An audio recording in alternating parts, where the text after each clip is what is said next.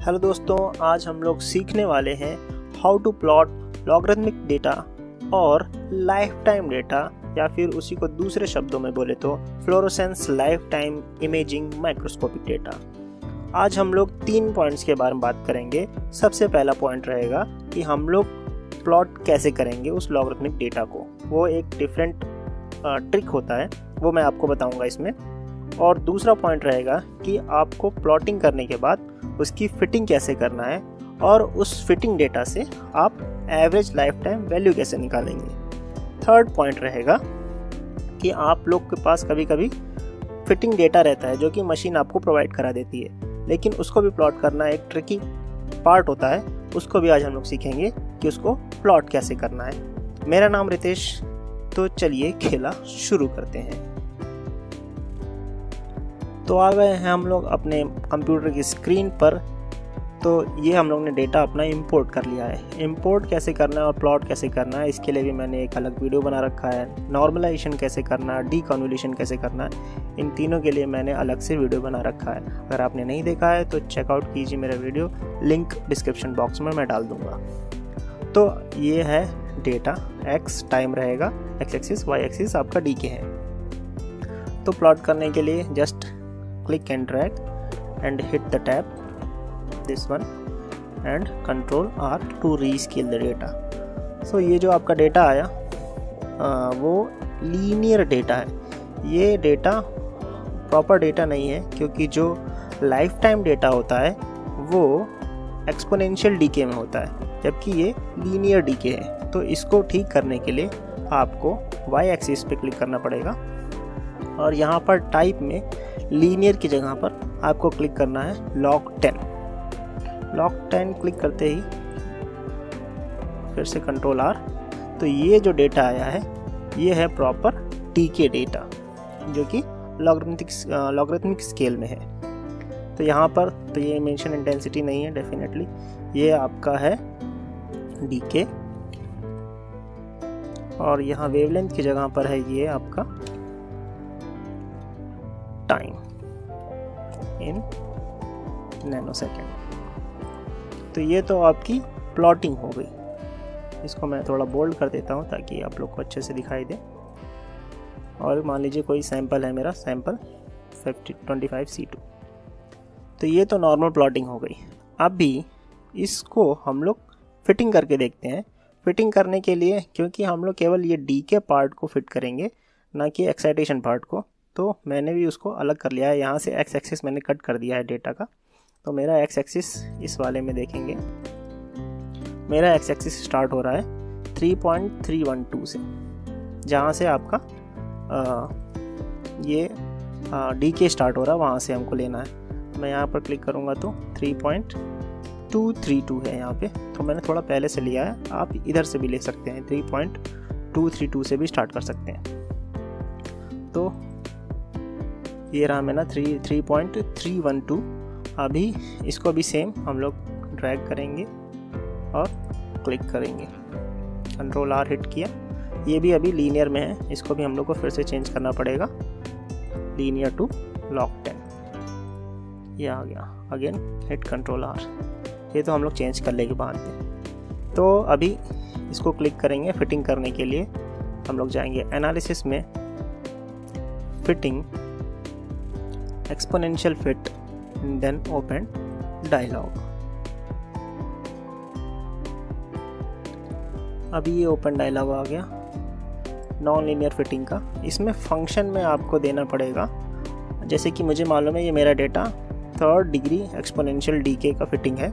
तो मैं यहाँ पर एक ऑप्शन है एक्सपोनेंशियल डेक 3, या फिर एक ऑप्शन ये है एक्सपोनेंशियल डीके 3। इन दोनों में से कोई भी चूज़ करके आपको ट्राई हिट एंड ट्राई करना पड़ेगा।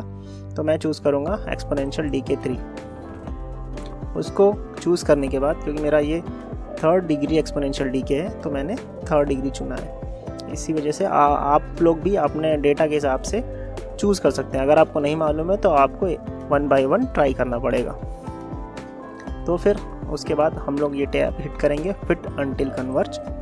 उसको हिट करने के बाद हमारा दिखा रहा है फिट कन्वर्ज ची स्क्वायर टॉलरेंस वैल्यू 1 × 10⁻⁹ रीच्ड, इसका मतलब हमारी फिटिंग हो चुकी है। उसके बाद हम लोग क्लिक करेंगे ओके। ये फिटिंग आ गई। फिटिंग अगर अच्छी हुई है कि नहीं वो हम लोग को कैसे पता चलेगा? हम लोग को वैल्यू देखना पड़ता है R² का, एडजेसेंट R² वैल्यू। जैसा आप लोग यहाँ पर देख सकते हैं 0.999, जितना ये 1 के पास है उतना ज़्यादा अच्छी फिटिंग है। और आप लोग यहाँ से भी देख सकते हैं कि फिटिंग बहुत ही प्रॉपर हुई है, इसमें कोई भी प्रॉब्लम नहीं है। फिटिंग हो गई। अभी फिटिंग को हम लोग, फिटिंग तो हो गई, फिटिंग से हम लोग डेटा कैसे निकालें? इसमें हमको पता कैसे चलेगा कि हमारा एवरेज लाइफ टाइम कितना है? उसके लिए हमको चाहिए, ये 3rd डिग्री है तो हमको चाहिए A1, जो कि यहाँ पर आप लोग देख सकता है।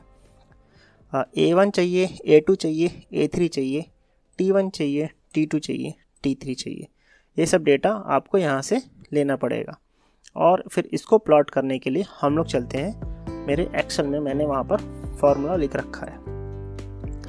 अभी यहाँ पर हमारे पास है A1, A2, A3, T1, T2, T3। वहाँ पर ये सब डेटा फिल करना है और हमको एक टैब और बनाना पड़ेगा, A1 + A2 + A3। दूसरा बनाएंगे हम लोग A1 / A1 + A2 + A3। दूसरा रहेगा A2 / A1 + A2 + A3। और फिर ये लास्ट रहेगा A3 / A1 + A2 + A3। और ये WS जो कि हमारा एवरेज लाइफ टाइम है, इसको निकालने के लिए ये रहा फॉर्मूला, जो कि है T1 × A1 / A1 + A2 + A3 plus T2 × A2 / A1 + A2 + A3 plus T3 × A3 / A1 + A2 + A3। ये जैसे हिट करेंगे हमारा ये एवरेज लाइफ टाइम वैल्यू मिल जाएगा। यही हमारा एवरेज लाइफ टाइम वैल्यू रहेगा। अगर आप चाहें तो मैं आपको वैल्यू रख के दिखाता हूँ।